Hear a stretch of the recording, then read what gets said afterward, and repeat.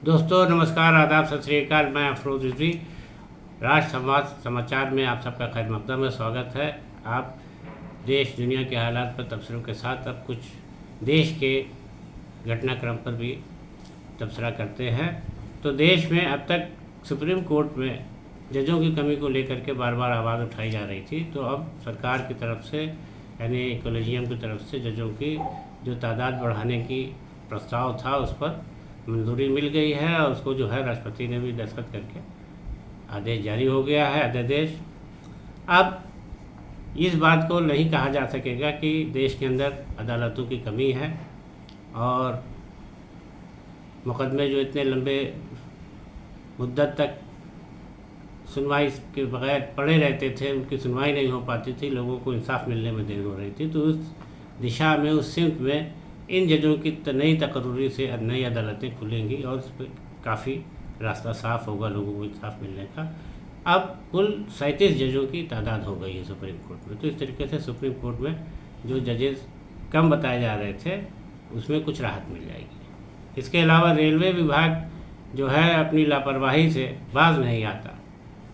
इतनी बड़ी बड़ी घटनाएं हुई, आज तक रेल मंत्री ने उस पर माफ़ी मांगी, ना कुछ कहा और तमाम लोग मारे गए, बड़े से बड़े नुकसान हुए। लेकिन अभी मध्य प्रदेश से के रतलाम से दिल्ली जा रही राजधानी एक्सप्रेस की एसी कोच में ज़बरदस्त आग लग गई। इससे यात्रियों में कोहराम मच गया, भगदड़ मच गई और किसी तरीके से आग पर काबू पाया गया, ट्रेन को रोका गया। लेकिन इतनी देर तक वहाँ पर रेलवे ट्रैफिक जाम रहा और लोगों में बहुत पैनिक रहा, लोग घबराए रहे।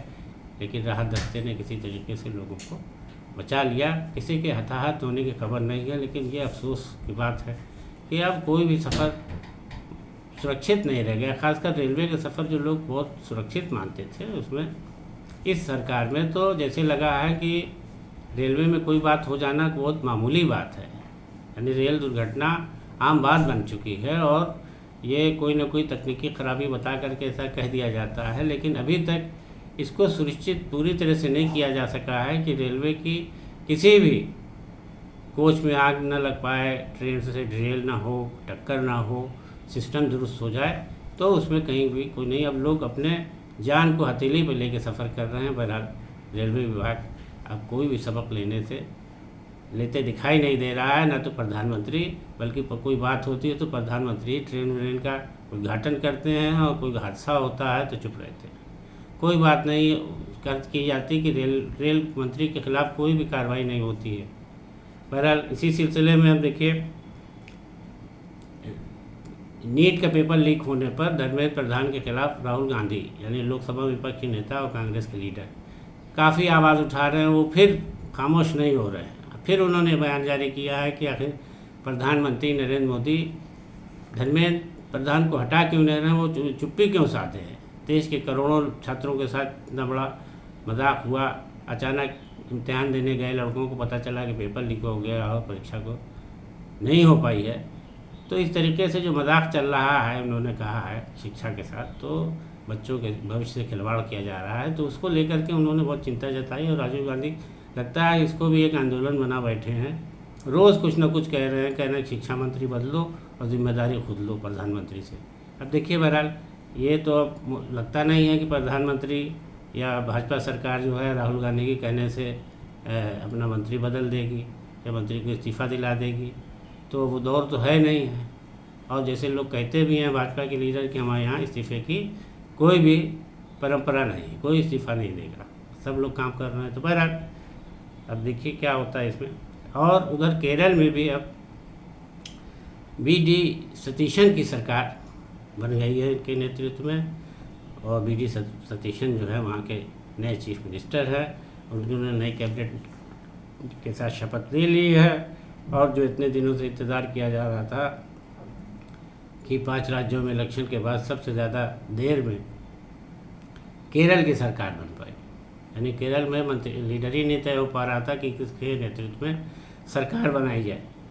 तो बहरहाल अभी साफ़ हो गया। इसके अलावा पश्चिम बंगाल में अभी नई सरकार बनी भी नहीं कि वहाँ के हालात अभी भी पहले जैसे दिख रहे हैं कि वहाँ पर किसी न किसी मामले को हिंसा का दौर जारी है। वहाँ बताया जाता है कि सरकार ने पुरानी बिल्डिंगों को ले करके उनको गिराने का कोई आदेश जारी किया है, जिस पर बुलडोज़र से कुछ बिल्डिंग गिराने पहुँचे अमले के साथ लोगों ने विरोध जताया है और पथराव किया है, हिंसा हुई, वहाँ पर मारपीट हुई है, जिसमें 3 लोग जो जख्मी हुए हैं और कई वाहन क्षतिग्रस्त हो गए हैं। तो बहरहाल वहाँ पर पश्चिम बंगाल के हालात अभी भी जो कितने बने हैं। नई सरकार के लिए रोज़ कोई ना कोई चुनौती है। अब बहरहाल सरकार क्या करेगी, इसमें कैसे इस पर रोक लगेगी, इस पर सभी की निगाह है, क्योंकि अब जो ये आदेश दिया बुलडोज़र वाला वो बहुत पहले से हो रहा है कि बुलडोज़र चलेगा भाजपा की सरकार में। देखिए बहरहाल जनता उसके खिलाफ खड़ी हो गई। इसके अलावा दुर्घटनाएं भी कम नहीं हो रही हैं। सड़क दुर्घटनाओं का सिलसिला जारी है। हमीरपुर में राष्ट्रीय राजमार्ग पर एक सड़क दुर्घटना में ट्रक और कार की टक्कर में 4 लोगों की मौत हो गई। इधर पिछले दिनों से आधा दर्जन लोगों के मारे जाने की खबर कहीं ना कहीं से ज़रूर मिलती है। कोई पर 4 मर गए, कहीं 2 मर गए, कहीं 3 मर गए। सड़क हादसे भी नहीं रुक पा रहे हैं।